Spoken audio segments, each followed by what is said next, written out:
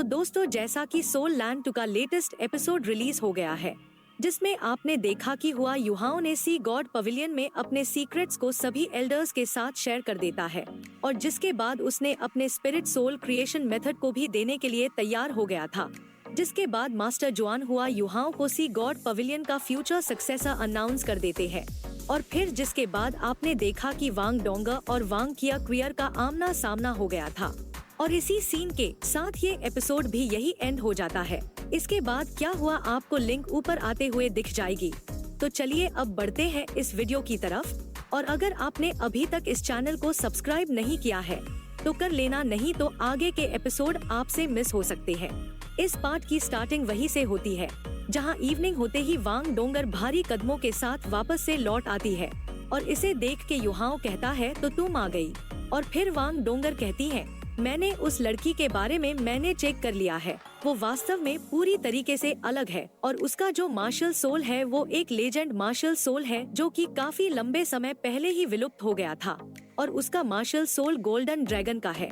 और वांग डोंगर की इस बात को सुनकर युहाओ के काफी तगड़े वाले होश उड़ जाते हैं और ये कहता है कि क्या तुम्हारा मतलब ये है कि उसका मार्शल सोल उसी गोल्डन ड्रैगन का है जो कि स्ट्रेंथ का आशिक है। तो वांग डोंगर कहती है हाँ, तुमने बिल्कुल सही कहा और इन सभी स्पिरिट बीस्ट के बीच में जो सिल्वर होते हैं उनके पास काफी सारी सिल्वर स्पेशल लेवल होते हैं और लेजेंड्स के अनुसार ड्रैगन गॉड के 2 बच्चे थे और उनमें से ही एक सिल्वर ड्रैगन था जिसका एलिमेंट्स के ऊपर काफी ज्यादा अच्छा कंट्रोल था, जबकि जो दूसरा गोल्डन ड्रैगन था उसके पास एक्सट्रीमली पावरफुल कैपेबिलिटीज थी और गोल्डन ड्रैगन के पास काफी ज्यादा तगड़ी स्ट्रेंथ भी थी और उनके वंशजों की वजह से इनकी ड्रैगन रेस काफी बढ़ गई।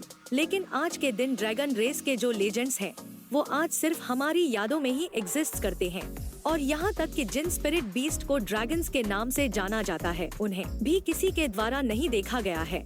और क्या सच में इस कॉन्टिनेंट के अंदर कोई गोल्डन ड्रैगन का वंशज है? और सच में मैंने बिल्कुल भी एक्सपेक्ट नहीं कि किया था कि वो इतनी ज्यादा पावरफुल होगी। और फिर ये कहता चीजों को देख के ऐसा लगता है कि उसका जो मार्शल सोल है उसका वांग डोंगर के साथ कोई भी लेना देना नहीं है, तो मतलब कि उसे नॉर्मल क्लासमेट की तरह ट्रीट करना पड़ेगा। तो वांग डोंगर कहती है लेकिन वो तो डिट्टो मेरी जैसी ही दिखती है और यदि तुमने गलत पर्सन को पहचान लिया तो क्या होगा? तो युहाओ हंसते हुए कहता है वैसे तो मैं निश्चित रूप से ये तो नहीं कह सकता कि बाकी के लोग गलत व्यक्ति को पहचान ले, लेकिन मैं निश्चित रूप से कह सकता हूँ कि ये गलती मैं नहीं करूँगा। और ये मत भूलो कि हमारे पास हाउ डोंग पावर भी है, जिसके बाद ये लोग अकेडमी से बाहर आ जाते हैं और स्ट्रीट पर डोल रहे होते हैं। लेकिन वांग डोंगर मन ही मन काफी परेशान होती है और ये मन में कहती है अभी भी कुछ तो गड़बड़ है, खासकर उसकी आंखें, ऐसा लगता है कि जैसे मैंने उन्हें कहीं पहले देखा हो, लेकिन तब भी मुझे याद नहीं आ रहा है कि कहां पर देखा है। और फिर ये उदास मन के साथ कहती है युहाओ मुझे लगता है कि वह काफी ज्यादा हद तक लाइट नियॉन ड्रेस वाली उस लड़की जैसी दिखती है, यहाँ तक कि मुझसे भी ज्यादा। और क्या तुम्हें ये लगता है कि उसे ऊपर वाले के द्वारा भेजा गया होगा तुम्हें मुझसे छीनने के लिए? तो वांग डोंगर को इतना परेशान देख के युहाओ उसके पास आके कहता है बेवकूफ लड़की। और फिर युहाओ आगे बढ़ते हुए कहता है इस चीज से कोई भी फर्क नहीं पड़ता है कि तुम कितनी ज्यादा एक जैसी दिखती हो, लेकिन आखिर में वह तुम तो नहीं होना। और मैं बस इतना ही जानता हूँ कि एक बारी जो स्कूल शुरू हो गया तो हम दोनों हर दम साथ में होंगे, साथ में खाएंगे, साथ में रहेंगे और साथ में प्रैक्टिस करेंगे और साथ में डांट भी खाएंगे और मेरे लिए सिर्फ तुम ही हो जिसकी कोई भी जगह नहीं ले सकता है। और फिर युहाओ मजे लेते हुए कहता है वैसे भी हम काफी ज्यादा लंबे समय से एक साथ ही हैं, तो यहाँ तक कि अगर तुम अपनी बातों से पीछे हटना भी चाहो तब भी तुम पीछे नहीं हट सकती हो। तो वांग डोंगर युहाओ को चिढ़ाते हुए कहती है तब तक तो नहीं जब तक कि तुम मुझसे दूरी बनाए रखते हो।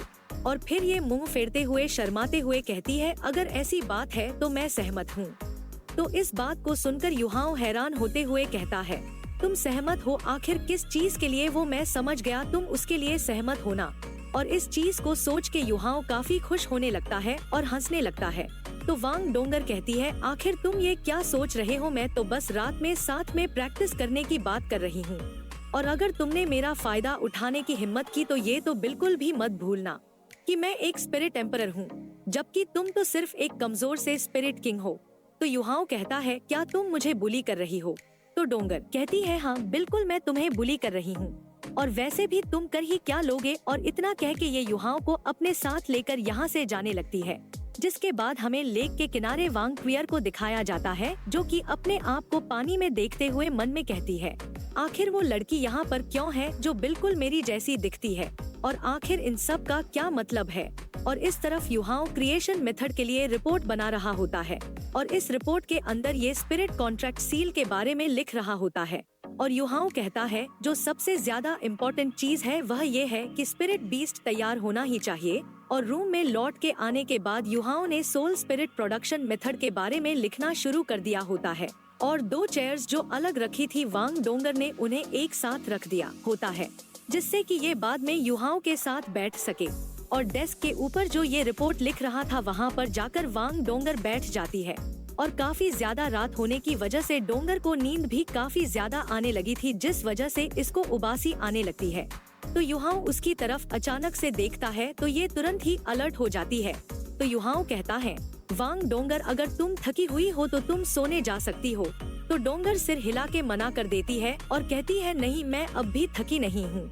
और युहाओं कहता है, मैंने लगभग अपने लिखने का काम खत्म कर ही लिया है, और इसे हेडमास्टर यान के पास कल ले जाना होगा चेक करवाने के लिए, जिसके बाद इसे सी गॉड लाइब्रेरी के अंदर भी भेजा जा सकता है।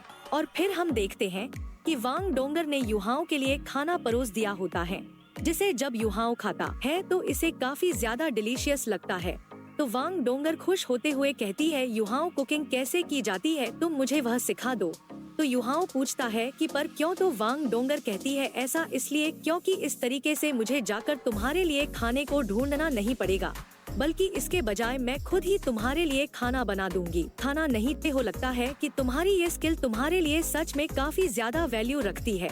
और तभी युहाओं खुशनुमा मन के साथ कहता है, मैं चाहता हूँ कि तुम अपनी जिंदगी लाड प्यार से जियो, इसलिए मैं वो बनूंगा जो कि तुम्हारे लिए हर रोज खाना बनाएगा, और मैं निश्चित रूप से तुम्हारी काफी अच्छी देखभाल करूंगा, क्योंकि मैं तुमसे प्यार करता हूँ, तुम्हारी कदर करता हूँ, और तुम्हारी रक्षा करने के लिए हमेशा तुम्हारे साथ खड़ा रहूंगा। और युहाओं की इन बातों को सुनकर वांग डोंगर काफी ज्यादा खुश हो जाती है और कहती है कि युहाओं तुम मुझे काफी अच्छी तरीके से ट्रीट करते हो। तो युहाओं कहता है, मैं तुम्हें इतनी अच्छी तरीके से ट्रीट करता हूँ, लेकिन तब भी तुम्हारी आंखों में आंसू आ रहे हैं, और चलो भी रोना बंद करो। और फिर युहाओं अपने डोले शोले दिखाते हुए कहता है, ये सब बोलने का कोई भी फायदा नहीं है, ये सब कुछ मैं करके दिखाऊंगा। तो युहाओं को ऐसा करते देख वांग डोंगर हंसते हुए कहती है, भूलो मत तुम अब भी स्पिरिट किंग ही हो। तो युहाओं कहता है, इसका पावर के साथ कोई भी लेना देना नहीं है। और फिर वांग डोंगर युहाओं को काफी ध्यान से देखने लगती है और कहती है कि मैंने काफी ध्यान से वांग क्वियर की सिचुएशन को सुना है और उसकी स्पिरिट पावर रैंक 60 से ज्यादा है, इसलिए फ्यूचर में कुछ समय बाद न एकेडमी स्टूडेंट एक एक्टिविटी में पार्टिसिपेट करेंगे, जिससे कि वह अपने लिए सोल रिंग्स को ऑब्टेन कर सके, और इसके लिए सभी लोग ही स्टार डू फॉरेस्ट जाएंगे, और मुझे लगता है कि वो भी ज्वाइन करेगी। इसलिए युहाओं जब समय आएगा तब हम साथ में चलेंगे। और साथ में चलने वाली बात से युहाओं भी थोड़ा हैरान होता है, और थोड़ी देर बाद और ज्यादा रात हो जाती है, और युहाओं खुश होते हुए कहता है, चलो ठीक है, मैं खाना खत्म कर चुका हूँ, तो फिर चलो चल के बेड पे ट्रेनिंग करते हैं। और युहाओं की इस बात को सुनकर वांग डोंगर का मुंह एकदम लाल हो जाता है और कहती है कि आखिर तुम ये क्या बेकार की बकवास कर रहे हो। लेकिन युहाओं जैसे तैसे करके वांग डोंगर को मना लेता है, और फिर ये दोनों ही बेड पर आके बैठ जाते हैं। और फिर युहाओं वांग डोंगर से ट्रेनिंग को शुरू करने के लिए कहता है, तो वांग डोंगर भी मान जाती है, और फिर ये दोनों ही अपने हाथों को एक दूसरे से टच करते हैं, जिस वजह से इनकी स्पिरिट एनर्जी बाहर फ्लो होने लगती है। और ऐसे ही ट्रेनिंग करते हुए पूरी रात गुजर जाती है, और अगली सुबह युहाओं वांग डोंगर को अपने साथ लेकर मार्शल सोल डिपार्टमेंट की वाइस हेडमास्टर के पास रिपोर्ट करने आ जाता है। और मार्शल सोल डिपार्टमेंट की जो वाइस हेडमास्टर होती है वो कहती है, ये नहीं चलेगा। तो युहाओं कहता है, ये तो बस 2 और लोगों के जाने की बात है ना, क्या इसमें कोई प्रॉब्लम है। तो वाइस हेडमास्टर कहती है, अगर ये पास्ट की बात होती तो इससे कोई भी प्रॉब्लम नहीं होती। हालांकि अब तुम्हारे पास ही गॉड पवेलियन इंटरजेनरेशन हायर की पहचान है, इसलिए मैं कोई भी डिसीजन नहीं ले सकती हूँ। तो युहाओं कहता है, ओ ऐसी बात है। जबकि वांग डोंगर जब सुनती है कि युहाओं के पास सी गॉड पवेलियन इंटरजेनरेशन हायर की पोजीशन है, तो ये काफी ज्यादा चौंक जाती है और फिर वाइस हेडमास्टर कहती है, युहाओ तुम्हारा स्टेटस अब काफी ज्यादा स्पेशल हो चुका है, जिस वजह से कोई भी एक्टिविटी क्यों ना हो, लेकिन अगर तुम उसमें पार्टिसिपेट करते हो तो तुम्हारी सेफ्टी को सबसे पहले सुनिश्चित की जाएगी। तो युहाओ कहता है, हेडमास्टर इस बारी हर कोई पार्टिसिपेट कर रहा है और सभी पार्टिसिपेंट्स इनर एकेडमी के स्टूडेंट्स हैं, इसलिए ये ज्यादा डेंजरस नहीं होना चाहिए। तो वाइस हेडमास्टर कहती है, आखिर तुम इतने ज्यादा मूर्ख भी कैसे हो सकते हो, और क्योंकि हर एक इनर एकेडमी का स्टूडेंट होगा तो ये यहाँ तक कि और भी ज्यादा खतरनाक होगा, क्योंकि हमें जो अच्छी क्वालिटी की स्पिरिट रिंग्स की जरूरत है उसके लिए हमें इस बारी स्टार डू फॉरेस्ट के अंदर काफी गहराई में जाना ही होगा, और जितना अंदर जाया जाएगा वहाँ उतना ही ज्यादा खतरनाक होगा, और मुझे लगा था कि तुम्हें ये पॉइंट पता होगा।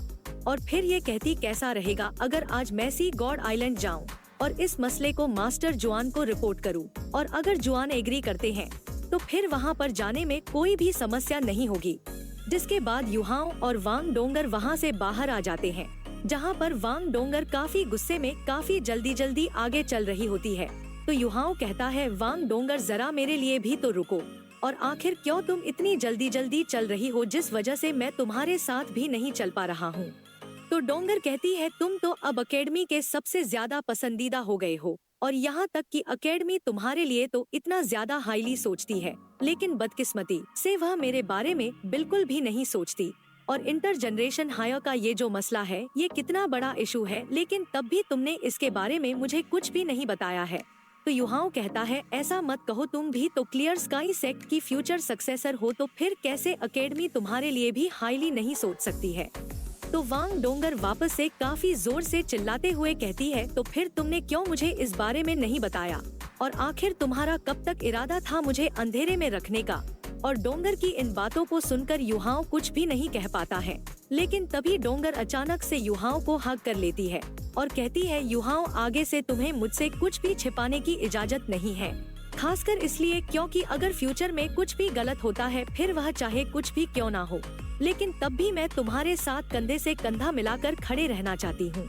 जिसके बाद हमें सी गॉड पवेलियन में बेबे के हॉस्टल को दिखाया जाता है, जहाँ पर जू सांसी कहता है, केतु तुम्हें हमें ट्रीट करना होगा, और आखिर कैसे ज्योयाजियाओ जैसी एक लवली लेडी तुमसे अट्रैक्ट हो गई। तो केतु भी इसे ताना मारते हुए कहता है, बिल्कुल सही कहा, और आखिर जियांग ननन जैसी एक प्यारा फूल आखिर तुम जैसे एक गोबर के ढेर में कैसे खिल सकता है, और देखो तो ये लड़का कितना खुश हो रहा है। और तभी यहाँ पर युहाओ और वांग डोंगर भी आ जाते हैं, और युहाओ कहता है, ऐसा दिखता है कि सेकंड और थर्ड सीनियर ब्रदर ने वापस से लड़ाई करना शुरू कर दिया है। और फिर ये दोनों इन चारों से जाके मिलते हैं, और जू सांशी कहता है, अरे जल्दी से आके देखो तो कि यहाँ पर कौन आया है।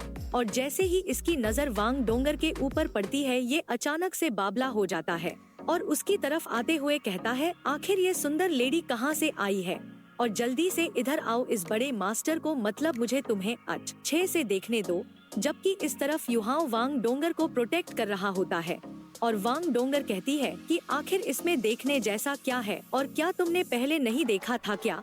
और तभी जियांग ननन जू संशी के काफी खतरनाक फटके देते हुए कहती है, जब देखो तब मुसीबत मुंह मोड़ते रहते हो। तो जू सांशी कहता है, वांग डोंगर ने हमसे कितने लंबे समय तक झूठ बोला है, तो क्या हम उसे थोड़ा सा टीज भी नहीं कर सकते हैं।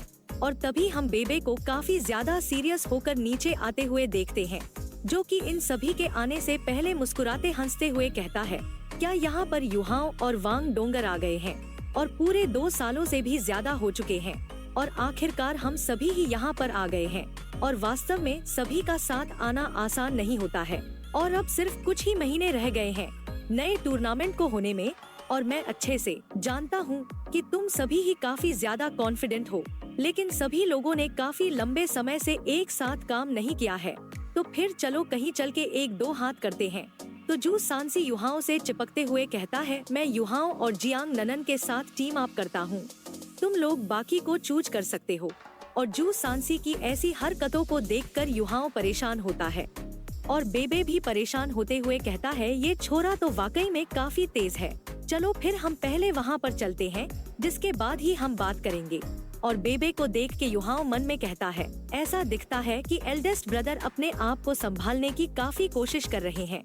जिसके बाद हमें अरीना का सीन दिखाया जाता है। तो दोस्तों, इस सीन के साथ आज का ये पार्ट यही एंड होता है, और हाँ, इस वीडियो का 4000 लाइक का टारगेट है, जल्दी से पूरे करवा देना। और हाँ, कमेंट में नेक्स्ट पार्ट लिखकर जरूर से बताना। तब तक के लिए बाय बाय, टेक केयर।